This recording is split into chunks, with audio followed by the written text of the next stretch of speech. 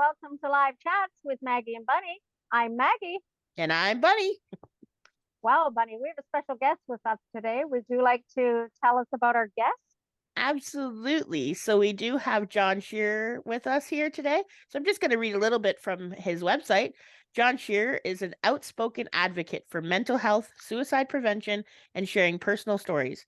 John has reached millions of people through live talks, documentaries, radio, podcasts like this one, print, and online. John strives to make a continuing positive impact, utilizing, sharing, and listening to encourage helpful, unscripted conversations around mental health, suicide prevention, and getting the most out of life. Growing up in Adelaide and raising a family in Wagga Wagga, he now resides in Hervey Bay, Queensland. And you can see more about John on his website, which we will be linking in the description attached to this podcast. And so I do know, we know John, and I met John actually through Maggie. He brought us she brought him into our circle. And so I'd love to throw it over to Maggie so she can explain everything she knows. Well, everybody who knows me knows that I've spoken about John Shearer a number of times when I speak about mindfulness and learning all about that. I actually met John in 2014 when I was seeking some help for my own monkey mind and stressing and having a great deal of anxiety. And the therapist that I was seeing said, find out what monkey mind is. Find out what monkey mind is. I went home and searched Google, and up came this man. Up came his website. And I thought, why would the first thing flooding my Google be somebody from Australia, not somebody from my own town? But it was a spirit connection. It was intentional by spirit that John Shearer showed up into my inbox, because what I have learned from this man, is phenomenal. He taught me how to not only control my own monkey mind, but how to create a ripple in my own life that affects people that come in contact with me. John is the first person that taught me that one person is enough to change the world, and told me a story about one person coming and knocking on his door and changing his life. So today we're going to talk to John about that, because one person changed his life, he changed my life, how the ripple works. So John, tell us a bit about your story. Thanks, Maggie. It's a pleasure knowing you and your partner, I guess, Bunny. Yeah, thank you for the invitation to come on, and I will share my story. And also, I'll give your listeners a little lesson in mindfulness, what true mindfulness is. In 1982, on my father's 65th birthday, I died in a truck crash and was obviously revived. And I was pretty smashed up, and I needed operations and things, but it wasn't my physical body that was a real problem, although it was for a long time. It was my mental health. Later that year, I was diagnosed with having psychosis, and then I got stuck in the mental health system for 15 years. I was depressed, anxious, manic, you name it. And I was even hospitalized on different occasions in a mental health unit. And I'm really thankful for those 15 dark years now, because it helped shape me and it helped make me who I am today. So we should always be thankful for our past life lessons, that's for sure. And yeah, so I'll fast forward now through my depressed and suicidal years. I wasn't always unwell. There was times when I was well, and I really felt like there was some sort of calling on my life, a reason why I came back. And I did various counselling courses through my volunteer work with the Smith family, which is a very charitable organisation here in Australia. And also I volunteered at a youth refuge, which was to get me a job later on, working with youth, mentoring youth. So 1997, and on what was to become World Mental Health Day, the 10th of October, 10/10, an old friend who I hadn't seen since well before my accident was passing through town, and he had what he called a spiritual prompt to come and knock on my door. And he shared his story with me, and that story led to my spiritual awakening. At that time, mental health professionals told me that what I had was incurable, that I'd have to take medication for the rest of my life, and that I'd never work again. And I believed them, and that's what kept me stuck. We've got to be careful what we believe. So my friend shared his story with me. I got my life back next year. And what got it back for me was my newfound perspective on light and dark, fear and love. The next year I met my beautiful wife, Maureen, who you know as well. And oh boy, what a journey I've been on. At that time, I started every morning without fail. I would connect with Source, with God, the universe, whatever you like to call it, and say, what are we doing today? What are we doing today? And that's what got my life back, my newfound partnership, the partnership that I developed with Source. And for many years now, I've been saying, what are we doing today? Sol, S-O-L. It's an ancient Roman word for the sun. I see the sun as my source. You can see it in my background.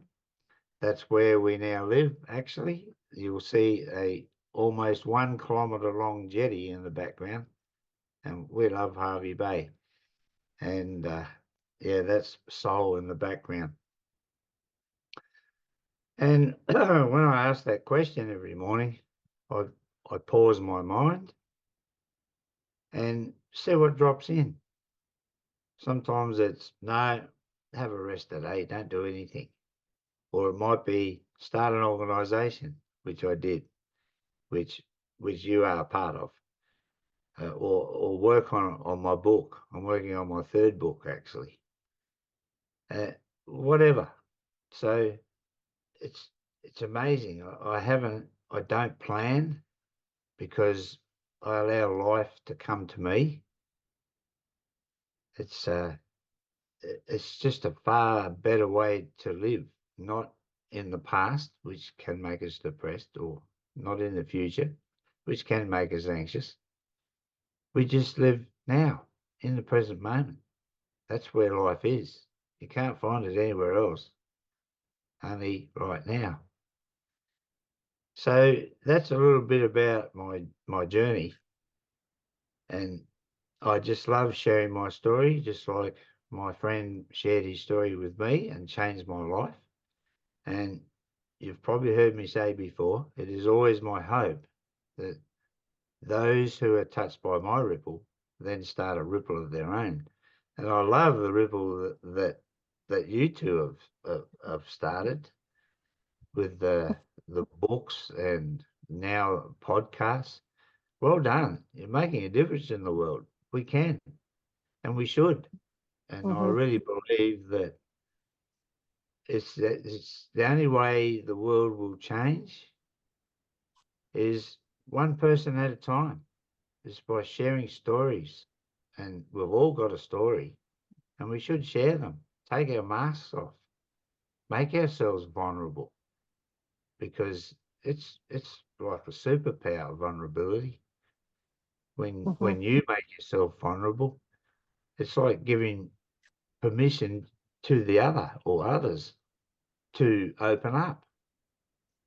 And wouldn't it be a wonderful world if we all took our masks off and became open? Wouldn't it So, be? what were you going to say, Maggie? I said, wouldn't it be? You said, wouldn't Oh, it be a wonderful world? And I said, yeah, wouldn't it? it sure would. Yeah. Yeah, so I got my life back with my newfound perspective on fear and love, or light and dark. I was still having unhelpful and negative thoughts, which we all do. I don't think anyone's exempt from that inner critic or our brain bringing up past trauma, thinking it's keeping us safe. We all experience these things. No one's exempt from it, that's for sure. But I could handle it with my newfound perspective. That I'm a bit of a Star Wars fan, actually, and I would say, no, that thought's from the dark side. I'm not going there. I'm going to walk in the light. So I sort of started to manage my mind a little bit. But then in 2009, I'll fast forward a little bit now, when we decided to move north here in Australia, then I thought, what was it? What would I do? So I started surfing the internet. And we know when you surf the internet, you find what you're meant to find. And what I did find was a book written by an Australian doctor, Dr. Russ Harris, called The Happiness Trap. And it's a book about ACT therapy, ACT, ACT therapy, which is a therapy, it's a mindfulness-based therapy. And that's what I fell in love with, mindfulness. Wow, this is a good thing. And I used to say in the early days back in 2009, mindfulness will change the world one day.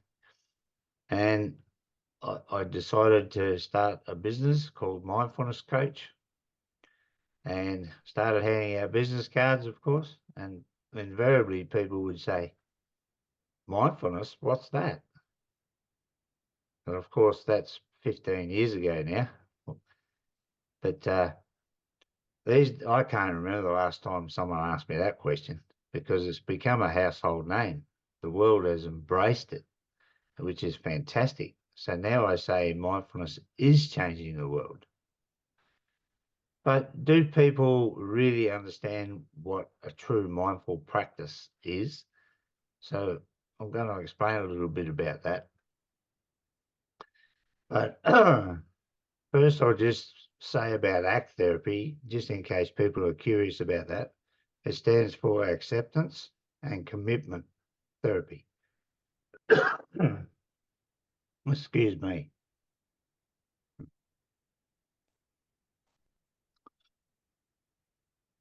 I've studied all the therapies, and all the modern day therapies are mindfulness based. When we accept whatever shows up as a thought, no matter how good or bad it is, we just accept it. Practice mindfulness, bring ourselves back to the present moment. And then the commitment part of ACT is making a commitment to act on our values. So we have 4 or 5 core values, and they're different for all of us. 4 or 5 core values. So we go to one of those and make an action plan.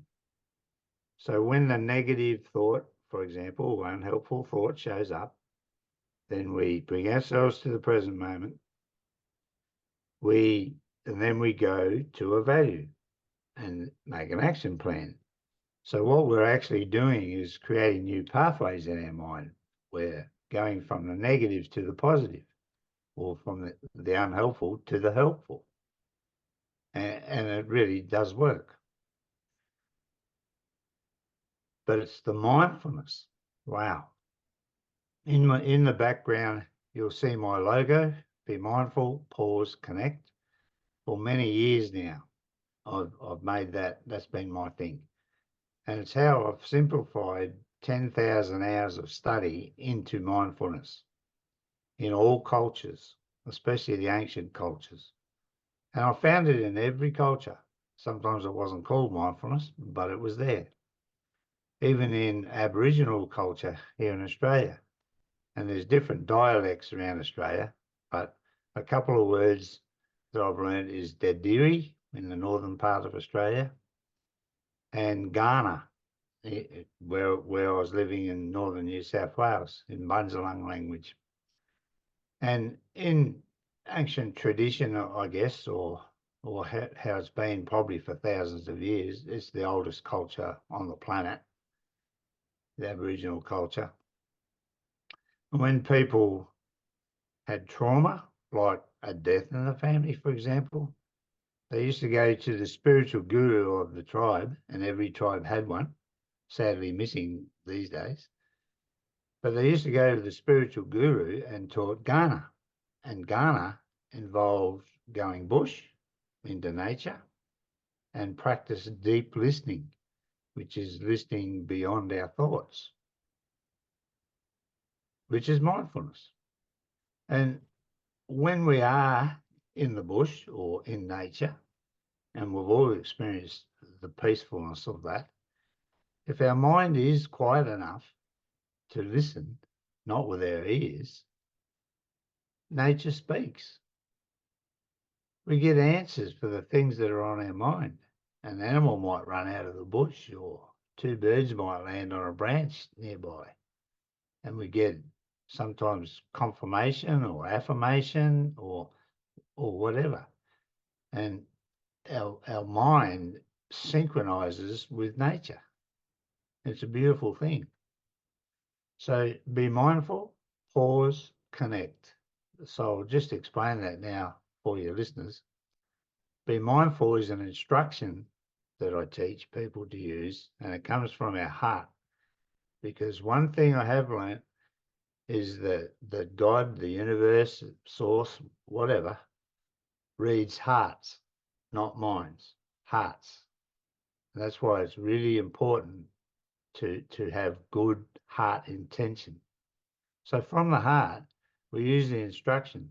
Anytime we notice our mind being unhelpful or negative, or in the past, or just far away, and we don't only practice this when we need it either, we practice it all the time, in the good times too.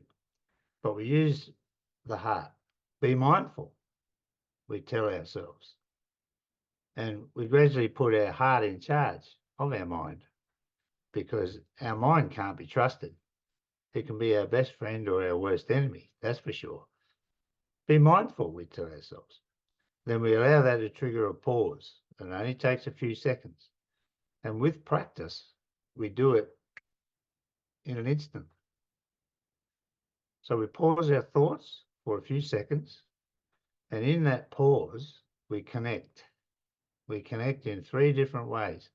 We connect with where we are, using our 5 senses, especially sight and sound, but also smell, taste, and touch if you're with your partner. We connect with who we're with full presence. That's not thinking about what to say next or something clever to say or having any agenda. Just be present. And the third and most important part is connecting with our source, with God, the universe, Jesus, Buddha, whatever. Doesn't really matter what you call it. The important thing is connect. And out of that little bit of silence you create in your mind, when you pause your thoughts, then something will drop in, and we start connecting with that nothingness where everything is. And that is so important. A lot of people believe mindfulness is meditation or yoga. And sure, when we meditate, we are practicing mindfulness, but mindfulness isn't something you make time to do, like meditation or yoga. It becomes our life. We start connecting. Our relationships improve, and our connection with the divine improves. We start, out of that silence we create, we start receiving divine wisdom and intelligence. We start to become more creative. And honestly, it's like Dr. Russ Harris, he called his book The Happiness Trap. And I get that, because if you start pursuing happiness, you'll never find it. You'll never get there. you'll always be chasing after something. But with a mindful practice, the reward for your practice is both peace of mind and clarity of mind. Things that I never had one time through my 15 dark years, that's for sure. I definitely had a monkey mind, a drunken monkey at that, all over the place, non-stop, blah, blah, blah, blah, blah, blah, blah. I used to overthink everything, get anxious about things, and anyhow, not for a long time now. So that's the practice, a deceptively simple practice. Be mindful, pause, connect. And the hardest thing for me to do 15 years ago was remember to practice. I'd go 3-4 days and I'd go, oh, mindfulness, that's right. And I'd get back to it. But once I made a point of starting every day by being mindful and throughout my day, connecting and being mindful, wow, it's don't take my word for it. Just start practicing. Anyone that hasn't developed a practice already, and I know you two have, and it's almost our job is to pay it forward, and that's the way you're doing it by doing podcasts and publishing books. So well done, ladies. It's just absolutely amazing the work you're doing. And I'll always be doing my work as well until the day I die. And I have seen a lot of amazing ripples created by people who do develop their practice. And the greatest antidote for depression, honestly, is finding your purpose. And I've certainly found mine.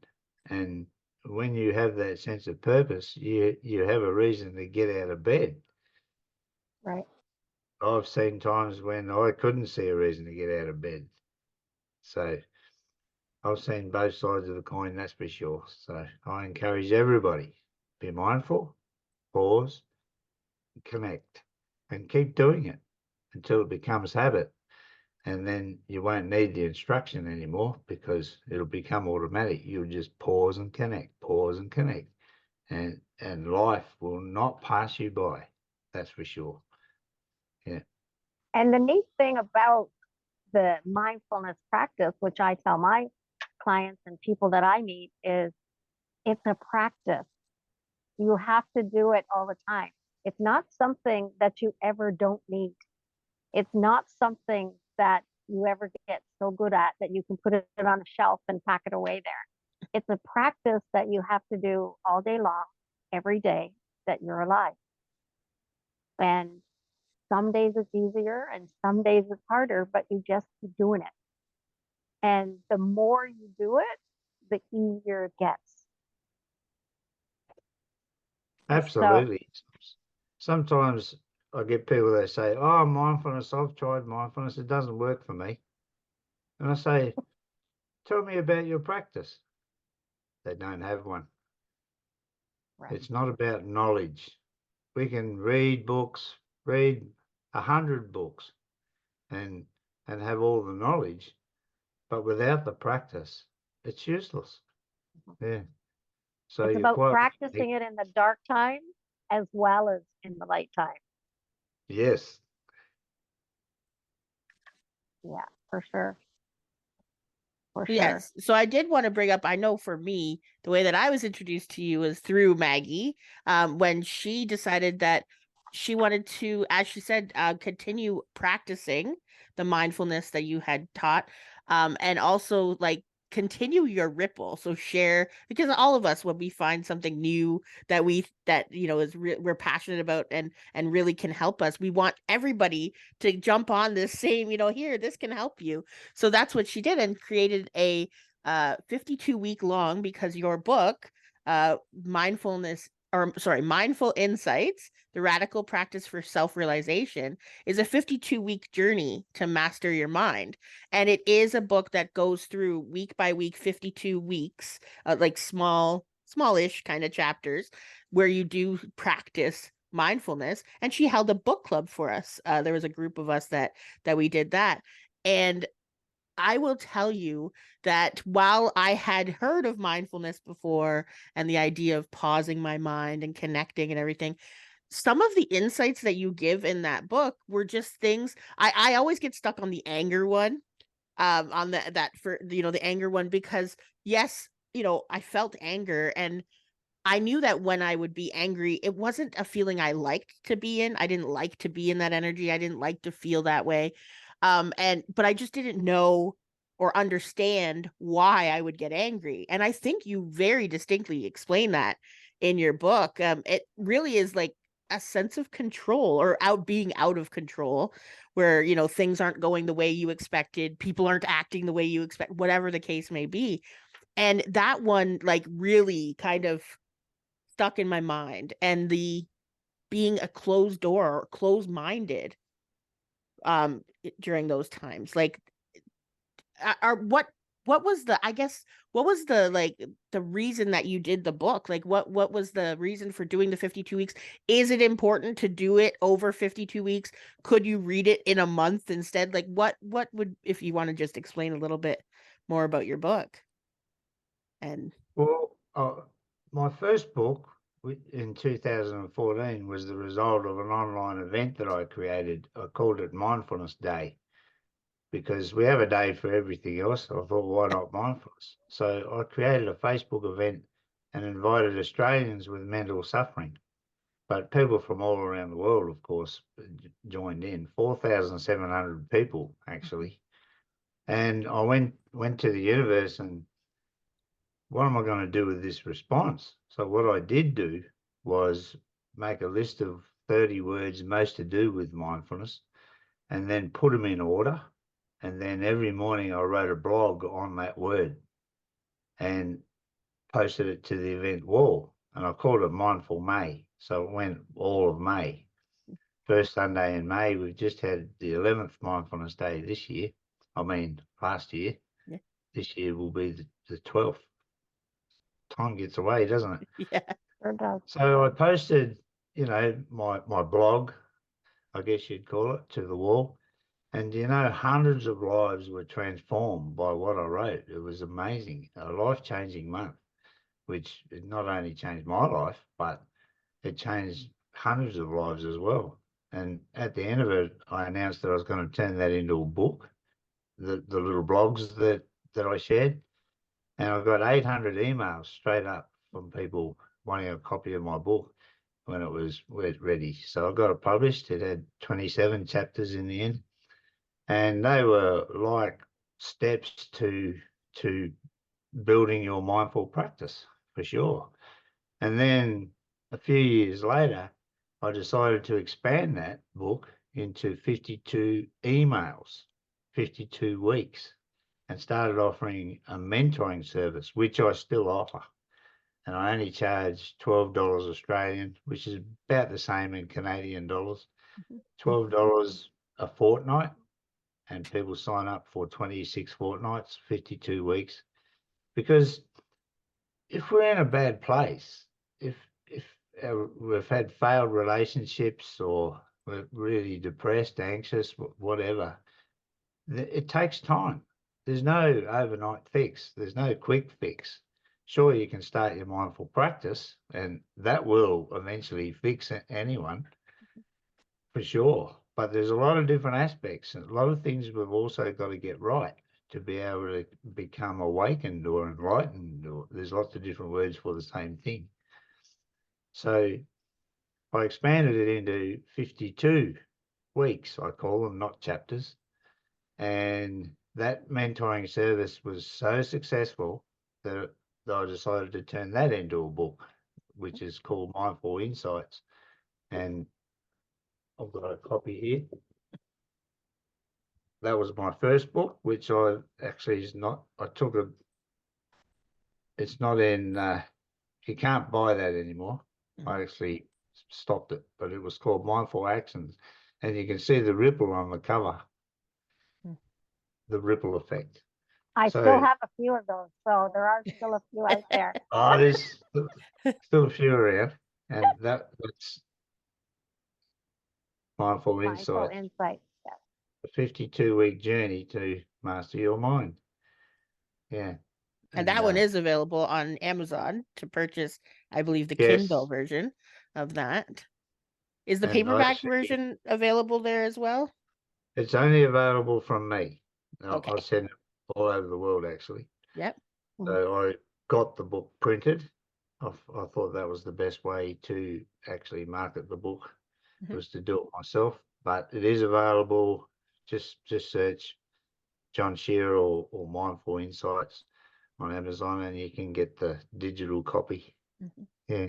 And I So want to stress to our listeners, if there's people out there today who are in a dark place, who don't see a light at the end of their tunnel, I can tell you and I can guarantee you 100% that if you put forth the effort to get this book and to practice that 52 weeks, you will change your life and you will find your way in that darkness. Any one of us who are on this podcast will help you. And as well, you will help yourself. And it's all about remembering that you can't change in one day something that took you a lifetime to get wrong. So if it'd be good if we were all born, and at the time we're born, we're taught to practice mindfulness in the same way that we're taught to walk and talk and learn our ABCs. But at this point, up until now, we haven't lived in a world that taught that. So we've used our whole life, my years of being there, of doing things the incorrect way and listening to my monkey mind. And so you can't expect that to go away in a minute. So as you practice over that 52 weeks, you will see a change. And even if you only did 30 days of something, I remember when I practiced, I did a gratitude practice for 30 days. And at the end of that 30 days, I was amazed at how much more gratitude I had than I did in the beginning. Anything that you practice, you will see a change. So if you're in that dark place right now, we want you to know that you can get out of it. And just as John said in the beginning, mindfulness does change the world. Every single person can be changed by mindfulness. 100% guaranteed. and it's We important believe. for people to realize that mindfulness is a spiritual practice. Yeah. It is also taught from a scientific perspective. And a lot of schools now, I've lobbied government here in Australia, and I'm not the only one, to get mindfulness into schools, into, we call them primary schools. It's got different names wherever you are in the world, but young people, they can learn it, and they should. We don't teach our kids what to think, or we should be teaching them how to think. Big difference. Right. Huge The difference. same as there's a big difference between a spiritual practice and a religious practice. And I can't stress enough that a spiritual practice can be whatever that is to you. It's not what I think it is. It's not what Bunny thinks it is. It's not what John thinks it is. It's whatever that spiritual practice is to you. It could be going and sitting by a tree. It can be whatever it is for you. But if you ask the universe to open you up to some kind of spiritual practice, I can as well tell you the universe will show you something. And it doesn't matter what the universe shows you, it's going to be right for you. Absolutely, Maggie. Spot on. Yeah, like the science is important, and they've shown by putting little electrodes on people's heads and actually get them to think about past trauma, and then the graph fires off all these big long red, this big unhealthy energy shows on the graph, and then they take them to a meditative state, a state of mindfulness, and then it all calms down to little short blue ones, and we become calm. And science has proved also that stress is a killer. It actually does kill people eventually. Mhm. It's very, very unhealthy. And mindfulness is certainly the best antidote for stress and depression. No doubt about that. And anxiety, all of it. Mhm. But it's a spiritual practice. It's a practice where when we practice that connection with source, then we really are developing this thing that comes quite natural to us, actually. But Right. yeah, anyhow, don't take my word for it.